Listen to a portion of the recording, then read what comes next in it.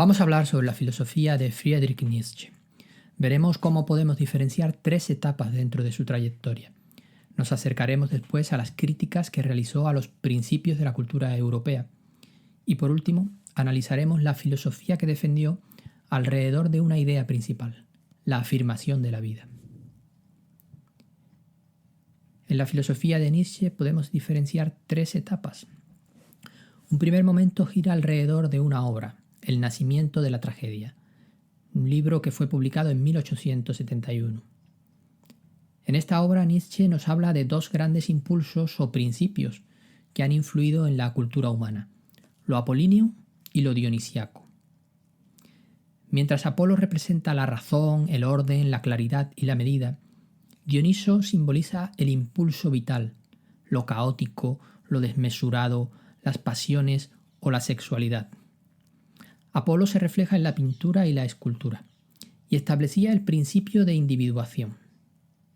Es decir, en lo apolíneo, cada ser o cada persona mantiene una separación frente a los demás. Dioniso se expresa a través de la música y provoca la eliminación de las particularidades. Esto significa que cuando nos llevamos por lo dionisíaco, sentimos que los demás son como nosotros.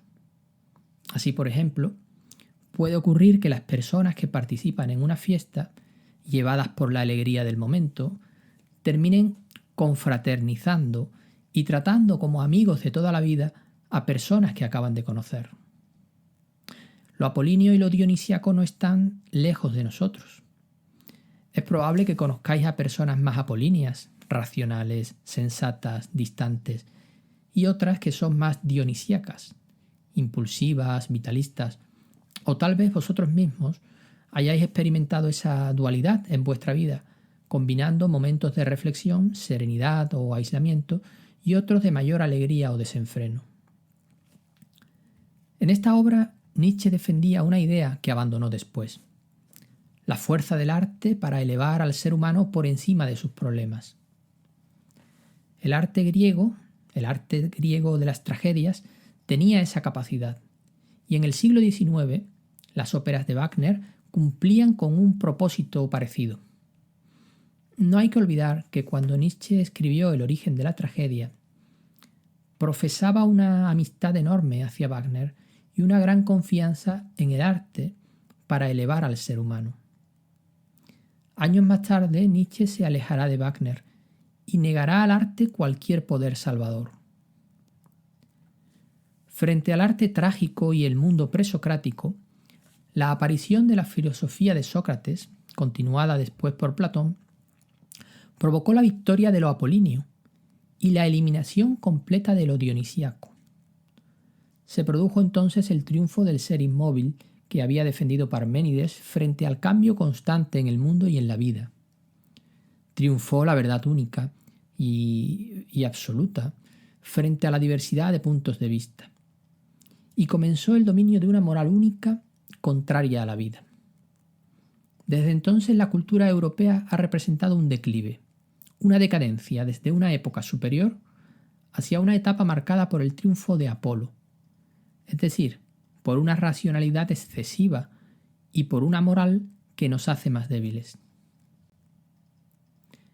En una segunda etapa de su trayectoria, representada en las obras Humano, Demasiado humano, Aurora y La Gaya Ciencia, Nietzsche abandona la idea de que el arte nos pueda llevar a un mundo superior y muestra más confianza en un análisis minucioso y racional, un trabajo similar al de los filólogos cuando analizan un texto. Mediante este tipo de estudio o análisis podemos comprender las contradicciones y errores que se han cometido en la moral y en la filosofía en general. Su etapa final, su periodo de madurez, se caracterizará por el empleo de un lenguaje más poético y por la creación de sus ideas o imágenes más sugerentes: la voluntad de poder, el eterno retorno, la transmutación de los valores. En esta etapa, entre 1883 y 1889, escribirá, entre otras obras, Así habló Zaratustra, Más allá del bien y del mal, La genealogía de la moral, El crepúsculo de los ídolos, El anticristo o Exe Homo. Nietzsche continuará defendiendo en este periodo la importancia del elemento dionisíaco ocultado por la cultura europea. Pero ahora hablará sobre todo de la vida y de un elemento que ha sido constantemente limitado, la voluntad de poder. Un deseo de superación, de crecer, de ser mejor y de ser diferente. Una fuerza presente en todos los seres vivos que ha sido anulada por diferentes motivos. La tradición filosófica que ha surgido desde los tiempos de Sócrates, el cristianismo, la moral igualitaria o las ideas democráticas. La obra de Nietzsche, El ocaso de los ídolos, lleva como subtítulo Cómo se filosofa a martillazos. Con esto nos quiere decir que él tiene la misión de ir destruyendo con su martillo filosófico todas aquellas ideas que la tradición occidental ha ido elaborando y convirtiendo en verdades absolutas. Nietzsche iniciará su filosofía a martillazos con una crítica demoledora de toda la tradición filosófica, desde Sócrates hasta su propia época. En el origen de la tragedia, Sócrates aparecía como impulsor de lo apolíneo, es decir, como un defensor de la racionalidad frente a la vida. Pocos autores se salvan de esta criba.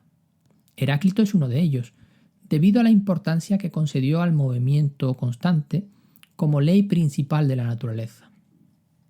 Dice Nietzsche: separo con enorme respeto el nombre de Heráclito. Sin embargo, la mayoría de los filósofos han concedido un lugar privilegiado a la razón y a la existencia de un mundo estático, perfecto y superior. El mundo real e inteligible del que hablaba Platón.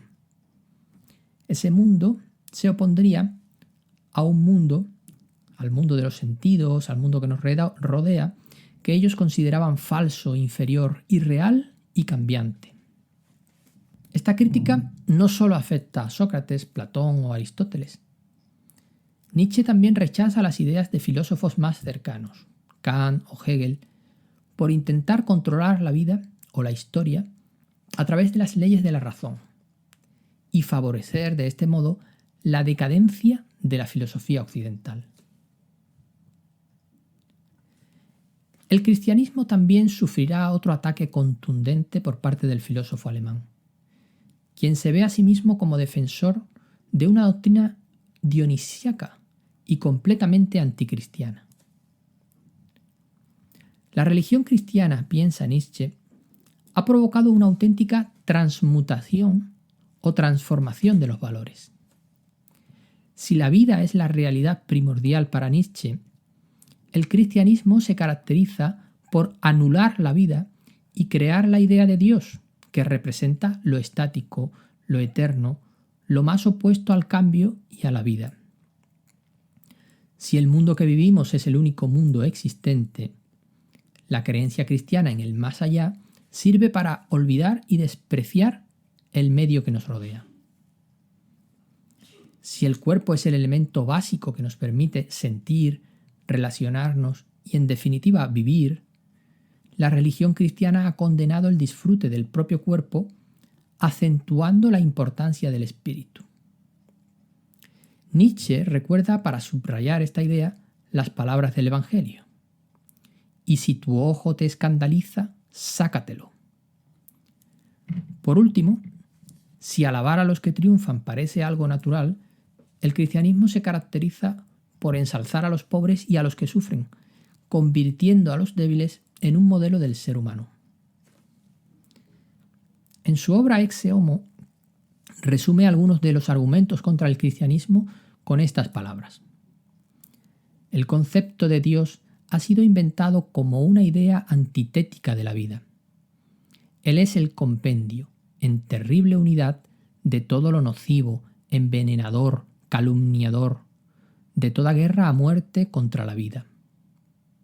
El concepto de más allá, de mundo verdadero, ha sido inventado para desprestigiar el único mundo que existe, para arrebatarle a nuestra realidad terrenal toda meta, toda razón de ser, toda misión. El concepto de alma, de espíritu y, en último término, también el de alma inmortal, han sido inventados para despreciar el cuerpo, para hacer que enferme, para hacerlo santo.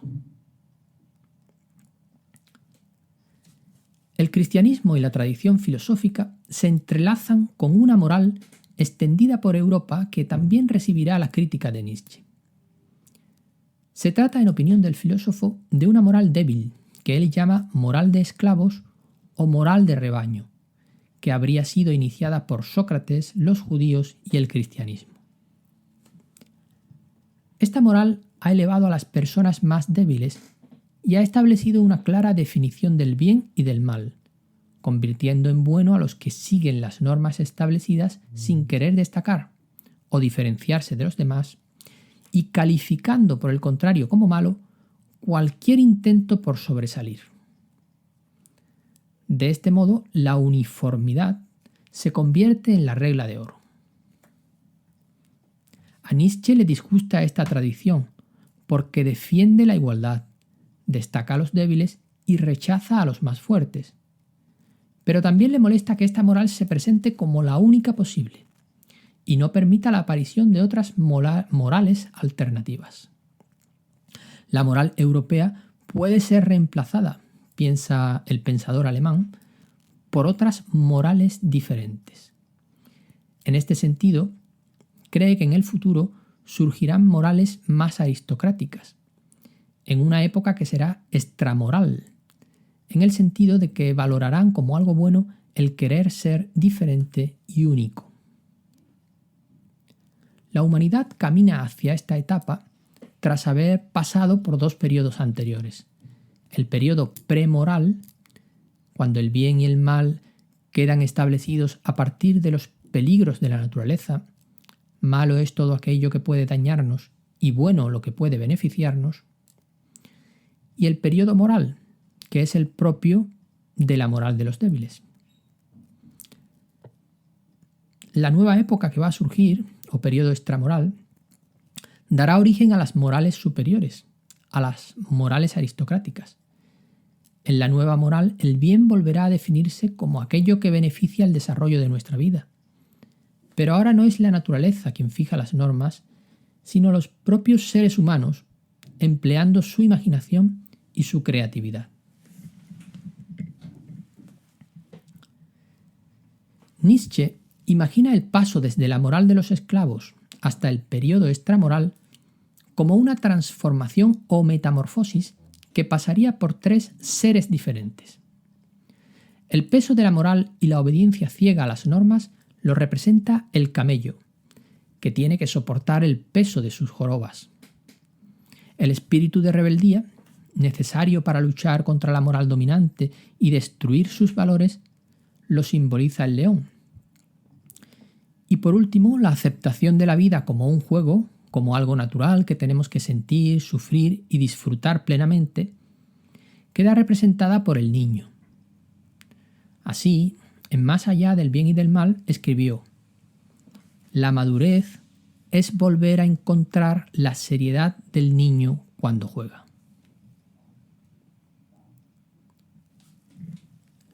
La filosofía de Nietzsche está más interesada en describir al ser humano y en ver de qué manera podríamos vivir, que en realizar un análisis detallado de la política, de los tipos de gobierno o de las formas de Estado. Ahora bien, resulta evidente su rechazo a la democracia, al sistema parlamentario y a la igualdad de derechos. Al mismo tiempo, nos ofrece un esbozo, un borrador de un tipo de gobierno que sería de carácter aristocrático, aunque sin precisar quiénes y de qué tipo serían los aristócratas que tomarían el poder. Por otra parte, Nietzsche también atacará a los movimientos políticos que empezaban a reivindicar los derechos de los obreros y del pueblo en general, el socialismo y el anarquismo. Para el filósofo alemán, tanto estos movimientos como la democracia representaban una nueva forma de buscar el igualitarismo entre los seres humanos y un ataque contra el carácter peculiar y singular de las personas. Todos estos movimientos rebajaban al ser humano y lo hacían peor persona. La nueva moral o morales que defiende Nietzsche giran alrededor de una forma de vida que a su vez está relacionada con varias ideas: el nihilismo activo, la voluntad de poder, la idea de superhombre o la imagen del eterno retorno. El término nihilismo viene de la palabra latina nihil, que significa nada. Los defensores del nihilismo vienen a decir que no hay nada más allá de esta vida que sirva para darle significado. No hay un Dios, ni una vida eterna, ni un mundo de las ideas, ni un bien supremo, nada. Esto puede desembocar en la frustración, en el pesimismo y en la creencia de que no existe nada por lo que merezca la pena vivir. Esto sería el nihilismo negativo. Así, el existencialismo de principios del siglo XX defendió esta visión pesimista basada en la falta de sentido de la vida humana. Sin embargo, según Nietzsche, la negación de Dios, de un bien supremo o de la vida eterna no debe llevar al pesimismo. Por el contrario, al no existir un plan establecido, somos nosotros los que tenemos que crear nuestra propia vida. Se nos abren múltiples posibilidades, infinitud de caminos que podemos recorrer. La vida se convierte de este modo en un proceso constante de creación. Si desplegamos nuestra creatividad y nuestras ganas de vivir, podremos desarrollar la voluntad de poder. La voluntad de poder es un impulso presente en los seres vivos para buscar el crecimiento, la superación, la singularidad y la plenitud. Se trata de un impulso que también poseen las personas, pero que, como hemos visto, se ha debilitado en la cultura europea debido a varios factores: la filosofía, el cristianismo, la moral y las ideas igualitarias. La voluntad de poder se ha interpretado de maneras diferentes. Algunos consideran que Nietzsche defiende el dominio de unos individuos, los superiores, sobre los más débiles. De esta forma, la filosofía de Nietzsche habría servido para impulsar movimientos antidemocráticos y, sobre todo, habría servido de fundamento para las ideas nazis o fascistas del siglo XX. Esta interpretación se basa en algunos fragmentos de la obra de Nietzsche y sobre todo en una obra póstuma titulada La voluntad de poder. Sin embargo, otros intérpretes sostienen que la visión anterior no responde a la verdadera preocupación del filósofo alemán. En este sentido hay que recordar que la obra La voluntad de poder no fue publicada por el propio Nietzsche, sino por su hermana Elizabeth, quien sí sostenía unas ideas claramente racistas y en concreto antisemitas. Además, el verdadero interés de Nietzsche no consistía en la creación de un orden político detallado, sino en la construcción de la identidad personal. Cuando Nietzsche habla de voluntad de poder, se refiere principalmente a la creación de la propia personalidad y a la capacidad de cada individuo para progresar en su vida, para vivir intensamente, para desarrollar su propio camino, para crear una personalidad única y singular. La voluntad de poder no es entonces un dominio sobre los demás, sino sobre todo un dominio sobre uno mismo. La capacidad de aceptar la propia vida para relacionarse y amar a los demás de una forma adecuada. La persona capaz de aceptar su vida y desarrollar la voluntad de poder podría convertirse en un superhombre, Übermensch, o sobrehumano. De nuevo, podríamos leer a Nietzsche desde una perspectiva clasista y considerar esta alusión al sobrehumano como un anticipo de los dictadores del siglo XX. Sin embargo, las descripciones que realiza Nietzsche y el conjunto de su filosofía sugieren una lectura diferente. El sobrehumano debe comprenderse como una persona que es capaz de crear sus propios valores, que establece lo que está bien y lo que está mal de una forma natural. Malo es lo que le hace daño, bueno lo que le beneficia y le permite crecer. Que acepta todos los momentos de su vida que vive la vida con la inocencia de los niños, que evita los remordimientos y otros sentimientos perjudiciales, que sabe disfrutar de los momentos de soledad, que se conoce a sí mismo y que sabe relacionarse con los demás con respeto y amor. El amor, dice Nietzsche, saca a la luz las propiedades elevadas y ocultas de un amante, sus cosas raras, excepcionales. El sobrehumano será además aquella persona que acepte la doctrina del eterno retorno. Nietzsche recuerda que fue en agosto de 1881, cuando concibió la idea del eterno retorno mientras paseaba junto al lago Silvaplana. Con su habitual espíritu arrogante y provocador, nos dice que se encontraba entonces a 6.000 pies por encima del hombre y del tiempo. La idea del eterno retorno se comprende a partir del rechazo de la idea de Dios, de la existencia de una vida eterna o del mundo platónico de las ideas. Dado que Dios no existe y la vida eterna tampoco, solo puede afirmarse la vida en este mundo. Solo hay un mundo, el medio que nos rodea, en el que desarrollamos nuestra vida, la única posible, a través de nuestro cuerpo.